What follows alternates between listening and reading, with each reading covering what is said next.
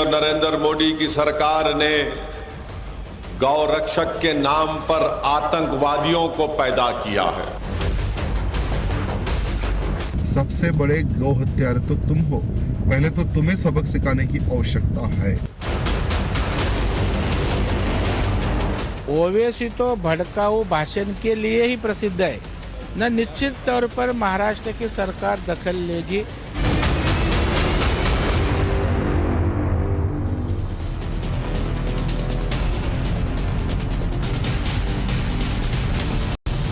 नमस्कार, times now Bharat पर देश के सबसे पसंदीदा डिबेट शो राष्ट्रवाद में आपका स्वागत है।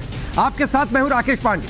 राष्ट्रवाद यानी देश से बढ़कर कुछ भी नहीं। गौ रक्षकों को आतंकवादी कह देना क्या एमआईएम चीफ असदुद्दीन ओवैसी को महंगा पड़ने वाला है? गौ रक्षकों के नाम पर सियासत कर रहे ओवैसी के टारगेट पर नरेंद्र मोदी सरकार क्यों है? दरअसल महाराष्ट्र में एमआईएम के अधिवेशन के दौरान ओवैसी ने गौ रक्षकों को आतंकवादी कह दिया था। राजस्थान में नासिर जुनैद हत्याकांड पर बोलते हुए ओवैसी ने प्रधानमंत्री पर हमला बोला। साथ ही गौ रक्षकों को आतंकवादी और दहशतगर्द तक कह दिया। सुनिए ओवैसी का सबसे पहले वो बयान। जो हेट क्राइम पूरे देश में हो रहा है, वतन अजीज में हो रहा है, जहां पर लोगों को महज इस बिना पर मारा जाता है कि मुसलमान और दलित या ईसाई हैं। मुसलमान को इसलिए पीटा जाता है कि बीजेपी और नरेंद्र मोदी की सरकार ने गौ रक्षक के नाम पर आतंकवादियों को पैदा किया है। ये गाय के रक्षक नहीं हैं, बल्कि आतंकवादी हैं, दहशतगर्द हैं, टेररिस्ट हैं। आगे बढ़ते बात ओवैसी की हो रही थी। ओवैसी का एक बयान हमने आपको सुनवाया। ओवैसी के इस बयान पर अब महाराष्ट्र की सरकार एक्शन में है। महाराष्ट्र सरकार ओवैसी के पूरे भाषण की जांच करने जा रही है और अगर इस जांच में भड़काऊ बयानबाजी मिलती है, यह साबित हो जाता है कि ओवैसी ने भड़काया है, तो ओवैसी के खिलाफ एक्शन भी हो सकता है। बीजेपी ने आरोप लगाया है कि ओवैसी ऐसी बयानबाजी कर समाज को बांटने का काम कर रहे हैं। सुनिए। ओवैसी तो भड़काऊ भाषण के लिए ही प्रसिद्ध है। वो जात्यंध है और समाज में जातीय तेड़ कैसी हो इसके बारे में वो बार बार बयानबाजी करते हैं। मुझे तो लगता है उसके ऊपर लगाव लगाने की आवश्यकता है, क्योंकि समाज में भड़का के झगड़ा लगाने का काम ओवैसी करता है और उसके बयानबाजी पे रोक तो लगाना ही चाहिए।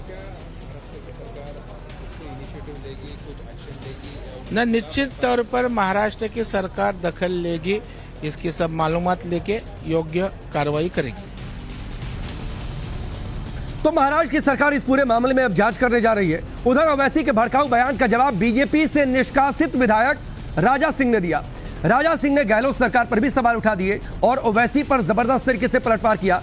राजा सिंह ने ओवैसी को गौ हत्यारा तक कह दिया और सवाल पूछा कि क्या जो गौ तस्कर है वो ओवैसी के लिए देशभक्त है क्या? सुनिए। राजस्थान के मुख्यमंत्री ये कहता है कि हम सबसे बड़े गौ रक्षक है, गौ सेवक है। तो तुम उतने बड़े अगर गौ रक्षक, गौ भक्त हो तो फिर तुम्हारे राजस्थान में खुलेआम गायों की हत्या क्यों हो रही है और मांस एक्सपोर्ट क्यों हो रहा है? मैं गहलोत से पूछना चाहता हूँ। साथ ही महाराष्ट्र सरकार ने कह दिया है हम इस पूरे बयान को लेकर जांच करेंगे। ओवैसी 2024 के लिए मुसलमान कार्ड खेल रहे हैं। दूसरी तरफ बीजेपी सबका साथ सबका विकास के मिशन पर आगे बढ़ रही है।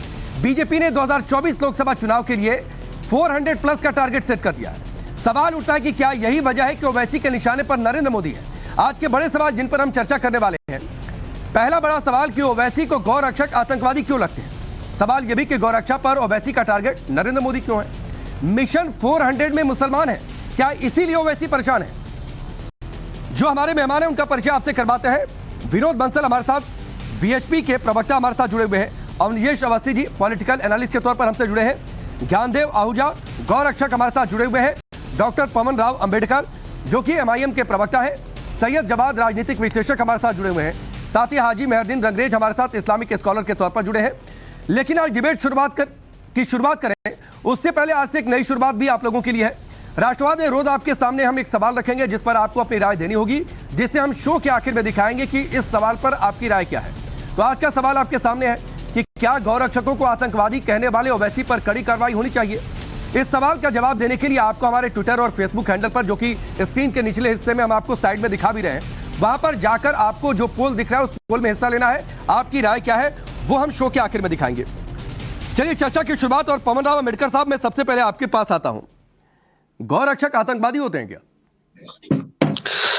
राकेश जी बहुत बहुत धन्यवाद, सभी पैनलिस्टों का बहुत बहुत शुक्रिया। और यह देश संविधान से चलता है और इस देश में आईपीसी है, सीआरपीसी है और बहुत सारे क्रिमिनल लॉज हैं। और इन क्रिमिनल लॉज में एक जो है डिफेंस, मिनिस्ट्री ऑफ डिफेंस में एक डेफिनेशन है, वो आपके सामने मैं रखना चाहता हूं। The calculated use of unlawful violence और threat of unlawful violence to inculcate fear. Hindi में बता दूं, डर पैदा करने के लिए गैर कानूनी हिंसा या गैर कानूनी हिंसा की धमकी का सोचा समझा इस्तेमाल करना ही आतंकवाद है।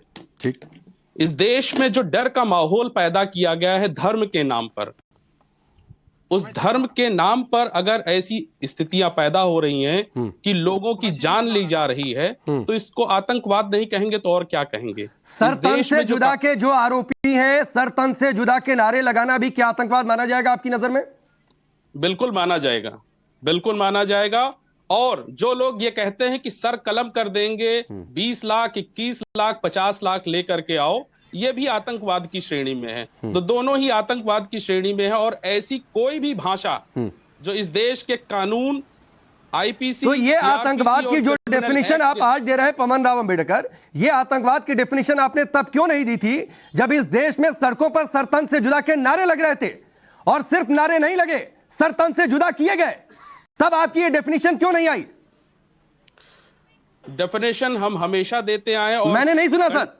अब आप मैंने नहीं सुना।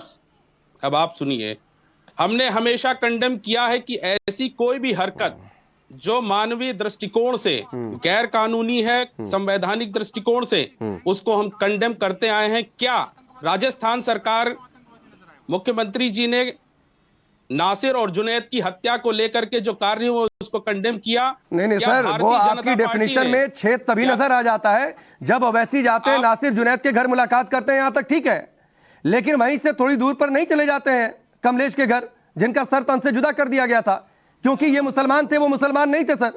तो आपकी डेफिनेशन में छेद दिखता है। मैं आता हूं सर, थोड़ा सा वक्त कम है, बड़ी खबर के कारण हमने देर से शुरुआत की है।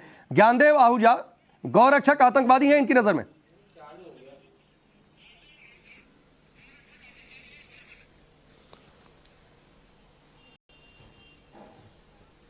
ज्ञानदेव आहूजा जी, आवाज आ रही है आपको?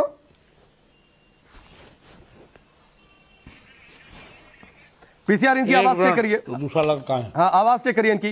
विनोद बंसल जी, गौरक्षक आतंकवादी हैं ओवैसी एमआईएम की नजर में? देखिए राकेश जी, जिसकी रही भावना जैसी प्रभु मूर्त देखी इतनी तैसी। देखिए जो आतंकवाद फैलाते हैं, जो पैगंबर के नाम पर, इस्लाम के नाम पर आतंकवादी संस्थाएं चलाते हैं, और जो देश का बंटवारे में इनकी पूरी कुनवा जिनका शामिल रहता है, आप देखिए वो दूसरों को आतंकवादी कहकर के अपना पल्ला झाड़ने की जो कोशिश कर रहे हैं, वो उसके आपके सुधी दर्शक अच्छी तरह जानते हैं। आप मुझे बताइए, जिस जुनैद की ये बात कर रहे हैं बार बार, वो उसकी हत्या हुई है या उसने आत्महत्या की है या किसी की हत्या करने जा रहा था? ये कैसे पता लग गया इनको? भाई ये तो बैरिस्टर है, ये विदेशों से बैरिस्ट्री करके आए हैं ना। इन्होंने संविधान का अनुच्छेद 48 पढ़ा के नहीं, जरा इनको पूछिए संविधान के अनुच्छेद 48 में क्या कहा गया है। आप तो वकील है ना जी, मैं तो वकील नहीं हूँ, लेकिन जरा अनुच्छेद 38 बता दीजिए, उसमें क्या कहा गया है, वो नहीं पढ़ेंगे ये। आप मुझे बताइए कि जब ये आतंकवाद की डेफिनेशन पढ़ रहे हैं, तो उनको सम्मान दे दीजिए, बताओ आप सम्मान दे दीजिए उनको। सैयद जवाब सुना करिए सर, सुना करिए ना सर, वक्त कम है तो बारी बारी से सब लोग एक एक बार बोल ले, मैं सबके पास चला जाऊं सर, मेरी कोशिश है। आप सम्मान दे दीजिए ऐसे लोगों को। वो तो आप माहिर हैं इसके लिए, तो आप इसके लिए आप माहिर हैं। मैं कहता हूँ आपका घर में घुस करके सम्मान देते हैं आप, शिशु को मार दोगे? आप मुझे बताइए चलिए जब आपने बिल्किस बानो के, ठीक है बंसल जी, या किसी को मारने के लिए जा रहा था, आत्महत्या कर रही है, ये कैसे पता भैया आपको? जो रेपिस्ट है। सैयद जवाब, शांत रहिए सर, शांत रहिए सर, मैं जब नाम लूं तभी बोलिएगा सर। ज्ञानदेव आहूजा जी, रुक जाइए सर, रुक जाइए, किसी की आवाज होने नहीं जा रही है। शुरुआत में ऐसे बीच में आप लोग आ जाएंगे। नहीं, बिल्किस नहीं, ज्ञानदेव आहूजा जी ये कह रहे हैं गौरक्षक आतंकवादी है, तो इनकी नजर में तो आप भी आतंकवादी हो गए, आप भी गौरक्षक है। ज्ञानदेव आहूजा, उसके बात नहीं करेंगे आप? लाखों बेटियों का अपहरण किया आप लोगों ने। हेलो, आवाज आ रही है आपको आहूजा जी? अरे आप लोगों ने तो वहां हमने देखा कटुआ के अंदर जिस बच्ची का रेप करा गया उसको। सैयद साहब, आपकी आवाज ऑन एयर नहीं जा रही है, में कौन निकलता है? सबकी आवाज डाउन करिए। मेरा सवाल ज्ञानदेव आहूजा जी से था। मेरे को आवाज ठीक से नहीं आ रही है आपकी। अभी आ रही है आपको आवाज सर? आ रही है। अभी थोड़ी देर पहले अंबेडकर साहब कह रहे हैं गौरक्षक आतंकवादी होते हैं।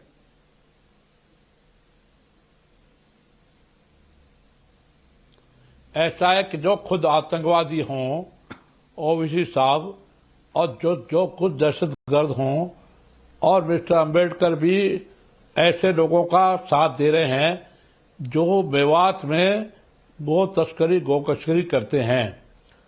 60 के दशक में और 70 के दशक में नहीं, बिल्कुल हम एंडोर्स नहीं करेंगे जो बातें कही हैं आहूजा जी ने। आहूजा जी ओवैसी साहब के लिए भी ऐसी बातें नहीं कि वो आतंकवादी हो गए, ये बातें नहीं। अपनी बात पूरी करिए।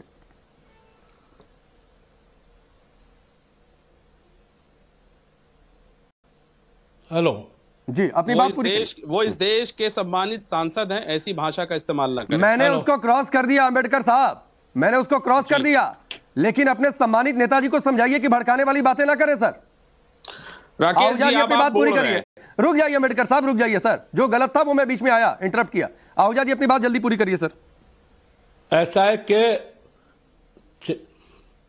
स्वर्गीय R.K. करंजिया थे, पारसी थे, ब्रिटिश अखबार निकालते थे साप्ताहिक। उन्होंने 60 के दशक में, 70 के दशक में ये बराबर कहा कि हम भी मांस खाते हैं, पर पारसियों का झगड़ा हिंदुओं से क्यों नहीं होता कि पारसी गाय का मांस नहीं खाते। तो इन ओवैसी साहब को समझाइए कि आप मांस भक्षी हैं, आप मांस खाते हैं, खाइए, लेकिन गो तस्करी को छोड़ के बाकी सब करिए। तो आपका हिंदुओं का कोई टकराव नहीं है। मैं मुसलमानों के खिलाफ नहीं हूं, आप मुसलमान के खिलाफ नहीं हूं, लेकिन मेवात में जहां का मैं लगातार विधायक रहा, एक बार नहीं, 2 बार 3 बार विधायक रहा, 4थी बार चारसोट से रहा, वहां लगातार गो तस्करी होती है। और इसके कारण से गौरक्षक, वो सिर्फ बजरंग दल ही नहीं है, सिर्फ विष्णु भूषण लोग नहीं है, आम हिंदू जो गाय को मां मानता है, गाय को मां मानता है, साइंटिफिक कारणों से हम लोग गाय को मां मानते हैं, और गाय को मां मानते हैं, तो उसकी जब गो तस्करी होती है, गो कशी होती है, तो हिंदू भड़कता है। अब इस भड़कने को, भड़काने की कार्रवाई को ओवैसी साहब आप और ठीक है, मैं आगे बढ़ता हूं। सैयद जवाद सर मत बीच में बोला करिए सर, छोड़ें। आप ऐसा करेंगे फिर मैं आपके पास नहीं आऊंगा कि आपने अपना टाइम ले लिया, फिर आप कहेंगे मुझसे सवाल नहीं किया सर। मेहदीन अंग्रेज, ओवैसी ने कहा कि लोगों को इसलिए मारा जाता है क्योंकि वो मुसलमान है। क्या ये मुस्लिमों को भड़काने वाली बात नहीं है? नहीं, बिल्कुल सही कह रहे हैं वो। जब आप किरेन रिजिजू कहते हैं और मेघालय के जो प्रदेश अध्यक्ष हैं भाजपा के, वो खुलेआम कहते हैं मैं बीफ खाता हूं, तो ये ज्ञानेंद्र आहूजा साहब उनकी लिंचिंग क्यों नहीं करते हैं? उनकी भी तो लिंचिंग करिए ना, उनकी भी लिंचिंग करिए। गोवा में जो लोग खाते हैं, बंगाल में जो लोग खाते हैं, उनकी भी लिंचिंग करिए। पूरे देश में लिंचिंग जैसा माहौल बना दीजिए गाय के नाम पर, और पूरे देश का माहौल खराब कर दीजिए।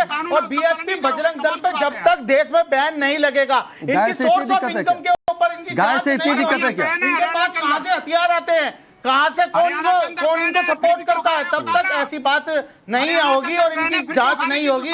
राकेश जी, जब तक दूध का दूध पानी का पानी नहीं होगा, ये गुंडों को पनाह देते हैं, आतंकी जिहादी कहना क्या गुनाह है? जो लोगों का कत्लेआम करते हो, लोगों को मारते हो और सांप्रदायिक दंगा कराना चाहते हो देश में, उन लोगों को आतंकी और जिहादी नहीं कहा जाएगा। मैंने सवाल पूछा था, रुकिए, मैं एक मिनट, विनोद बंसल जी, एक मिनट। मेहदीन अंग्रेज, मैंने सवाल पूछा था, मुसलमानों का नाम लेकर ये बातें कहना कि उनको मारा जाता है क्योंकि वो मुसलमान है, बताइए, ये भड़काने वाली बात नहीं है आपकी नजर में? आप इस सवाल का जवाब नहीं देना चाहते?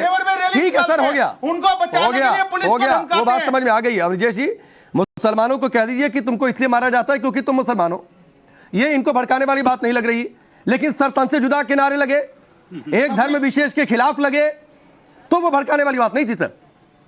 राकेश जी, बड़ी साफ सी बात यह है कि ओवैसी साहब ने पहली बार तो ये बयान दिया नहीं है, वो लगातार बयान देते रहे। इनके एक सांसद जो हैं बाकायदा उन्होंने कहा था कि सरेआम चौराहे पर नुपुर शर्मा को फांसी पर लटकाना चाहिए। वो सब मैं एक नहीं, पता नहीं, न जाने कितने इनके वक्तव्य पढ़ा सकता हूं। आहूजा जी एक मिनट, आहूजा जी एक मिनट, अभी अवनीजेश जी बोल रहे हैं सर, अवनीजेश जी बोल रहे हैं। आहूजा जी एक मिनट, मैं आऊंगा सर आपके पास, ठीक है अवनीजेश जी, सिर्फ आपकी आवाज होने। राकेश जी, बड़ी साफ सी बात है। पहली बात तो ये कि जिस बोलेरो में ये जिन दो व्यक्तियों के शव, जले हुए शव मिलने की बात है, उसमें पहली बात तो हमेशा कहते हैं कि जांच होने दो जी, अभी न्याय आने दो जी, अभी कन्विक्टेड नहीं हुए जी, कन्विक्टेड हो गए तो अभी हाई कोर्ट में जाएंगे जी। इन्होंने सब कुछ पहले तय कर दिया। और एक बात और कहता हूं, ओवैसी साहब, गोधरा में जिस साबरमती एक्सप्रेस में मैं बोलेरो में जलाए हुए लोगों की कोई उनके प्रति संवेदना है मेरी, मैं उसका समर्थन नहीं कर रहा हूं, लेकिन जरा सोचिए उस दिन को, उस दिन के बारे में सोचिए जिस दिन एक बोगी में 59 लोगों को जला करके अंदर से मार दिया गया था। तब आप नहीं बोले थे। आपको गोधरा याद आता है? आपको गोधरा में 59 लोगों को जला करके मार दिया गया था, वो याद नहीं आता आपको? भाई रंगरेज साहब, मैं आपके बीच में बोला था। नहीं अवस्थी, मैं आप गलत फैक्ट बता रहे हैं। मैं आपके बीच में बोला था। मैं आपके बीच में बोला था। मैं आपको दोहरा रहा हूं, जो वहां के पूर्व मुख्यमंत्री रहे उन्होंने बाकायदा पूरे डिटेल से बताया और बताया कि क्या नाम है, कैसे उस पूरा 2002 का दंगा एक कॉमेडियन है, उन्होंने कहा कि जब वो तस्वीरें उन्होंने देखी तो ऐसा लगा द बर्निंग ट्रेन मूवी देख रहे हैं। ठीक है, और ये अपनी बात पूरी करिए, फिर सही जवाब आपके पास आऊंगा। उसकी तो आपने जांच रिपोर्ट बता दी। अभी ये जांच रिपोर्ट से आने से पहले आपने कह दिया आतंकवादी। एक सेकंड, अरे वीडियोस है जनाब, सारी चीजें वीडियो है, सबूत है सारे। इसका ये सबूत कौन तय करेगा? न्यायालय तय करेगा, आप तय करेंगे, ये ओवैसी साहब तय करेंगे? आपने कर दिया पहले। एक सेकंड सुनिए, अब आप सुनिए। ओवैसी साहब का एक शब्द नहीं निकला मुंह से जिस दिन, जब 1990 में कश्मीर से 5 लाख हिंदुओं को मार मार करके निकाला जा रहा था, अपनी बहन और बेटियों को यहाँ छोड़ करके जाने को कहा जा रहा था। एक शब्द नहीं बोला, कोई नहीं बोला। कोई दिल्ली में शाहीन बाग नहीं बना, कोई कैंडल मार्च लेकर के नहीं निकला, कोई नहीं निकला। प्रधानमंत्री कौन था उस समय? क्या कहते हैं, गृह मंत्री कौन था उस समय? ये भी तो बताइए ना। वो लोग कौन थे? वो क्या हिंदू नहीं थे? वो क्या हमारे हिंदू भाई नहीं थे? उन्हें क्यों नहीं दिया? उन्होंने क्यों कार्रवाई नहीं करी? क्यों निकलने दिया? वहाँ तो आज भी टारगेट किलिंग हो रही है। आप रुकवाइए, आज भी वहाँ टारगेट किलिंग हो रही है, कल भी एक टारगेट किलिंग हो रही है। चिल्लाइए, मेरी आवाज आपसे बहुत तेज है सर, बहुत तेज है। मैं चिल्लाऊंगा तो आपकी आवाज नहीं सुनाई देगी। मेरी आवाज आपसे बहुत तेज है। और ये जो परिभाषा सिखा रहे हैं, जाकर ओवैसी साहब को सिखाइए। मैं आ रहा हूं। नासिर जुनैद के घर चले गए, कमलेश के घर क्यों नहीं चले गए? क्योंकि वो हिंदू था।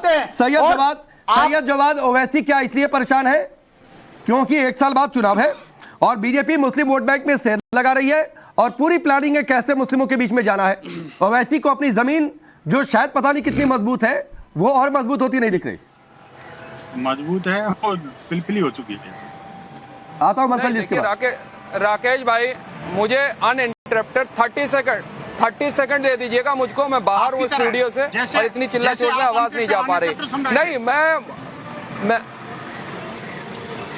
मैं आपको देता हूँ सैयद जवाद साहब, लेकिन ये आप दूसरों को अनइंटरप्टेड समय नहीं दे रहे थे और आप अपने लिए अनइंटरप्टेड समय चाहते हैं। खैर, मैं आपको देता हूँ 30 सेकंड। इतनी, हाँ, मैं उम्मीद करता हूं कि इतना तो दिया जाएगा। देखिए क्या है, अभी भोपाल की एक सांसद जो है साध्वी प्रज्ञा ठाकुर, वो जो है धार लगाने की बात कर रही थी। उससे जो है वो विवादित बयान नहीं था जिनको माननीय प्रधानमंत्री जी ने दिल से माफ नहीं करा। यहीं दिल्ली के एक सांसद है परवेश वर्मा साहब, वो सरेआम जो है बाइकआउट करने की बात कर रहे थे। वो भड़काने वाला बयान नहीं है। उसके बाद साक्षी महाराज क्या बयानबाजी करते हैं, वो जो है नहीं, आप इसलिए अनइंटरप्टेड समय चाहते थे कि सवाल का जवाब देने की बजाय आप पूरी भूमिका बना लें। मेरे पास समय नहीं है सर, ऑलरेडी हम समय बड़ी खबर पर हम बहुत ज्यादा दे चुके हैं और ये जी 20 सेकंड सिर्फ आपके पास। सिर्फ इतनी सी बात राकेश करो। सैयद साहब सुन लीजिए, आधार कार्ड देख करके यहाँ पे गोलियों से मारा जा रहा है, सर तन से जुदा किया जा रहा है। यहाँ तो प्रवेश वर्मा ने तो सिर्फ सब्जी खरीदने से मना किया था। हालांकि मैं उसका समर्थक नहीं हूँ, लेकिन जिस बात की आप उल्लेख कर रहे हैं उस बात का ये कि आधार कार्ड देख कर तराजू बराबर ही है, वक्त नहीं है, तराजू बराबर ही है। सैयद जवाब, आप सबके बीच में बोल रहे थे सर और आपने अपने लिए चाहा कि आपको अनइंटरप्टेड समय मिल जाए, तो ऐसा नहीं होता है ना सर। नहीं, आप नियम को नहीं फॉलो कर रहे हैं तो मुझसे नियम का ज्ञान मत दीजिए। चलिए, वक्त इतना ही है सर, वक्त इतना ही है। रुकिए सर, मुझे ब्रेक लेना होगा सर, रुक जाइए। राष्ट्रवाद जारी है, ब्रेक के बाद आएंगे तो आपको बताएंगे आज के सवाल पर पब्लिक की राय क्या है। पूछा था कि क्या गौ रक्षकों को आतंकवादी कहने वाले ओवैसी पर कड़ी कार्रवाई होनी चाहिए और इस पर देश के लोगों ने जो राय दी है वो आपके सामने रखते हैं। 91% लोगों ने कहा है कि हाँ कड़ी कार्रवाई होनी चाहिए, 9% लोगों ने कहा है कि कार्रवाई नहीं होनी चाहिए। अंबेडकर साहब देखिए देश के लोगों की राय क्या है? नहीं, राकेश साहब बिल्कुल राय पर चलिए, लेकिन राय से पहले संविधान पर चलिए। अभी बंसल साहब ने अनुच्छेद 38 की बात कही, तो अनुच्छेद 38 तो संवैधानिक पद है, जिसके संवैधानिक जो दायरे हैं जो सरकार निर्धारित करती है। गौरक्षक क्या संवैधानिक पद है? नहीं, देश के लोग मान रहे हैं अंबेडकर साहब, देश के लोग मान रहे हैं। ओवैसी का बयान भड़काऊ था, कार्रवाई होनी चाहिए, ये आप मानने के लिए तैयार नहीं है सर, ये आप मानने के लिए तैयार नहीं है। ठीक है, चलिए वक्त इतना ही। अंबेडकर साहब माफी के साथ सर आपको रोकना पड़ेगा। बहुत बहुत शुक्रिया आप सबका हमसे जुड़ने के लिए। राष्ट्रवाद में फिलहाल अभी के लिए बस इतना है।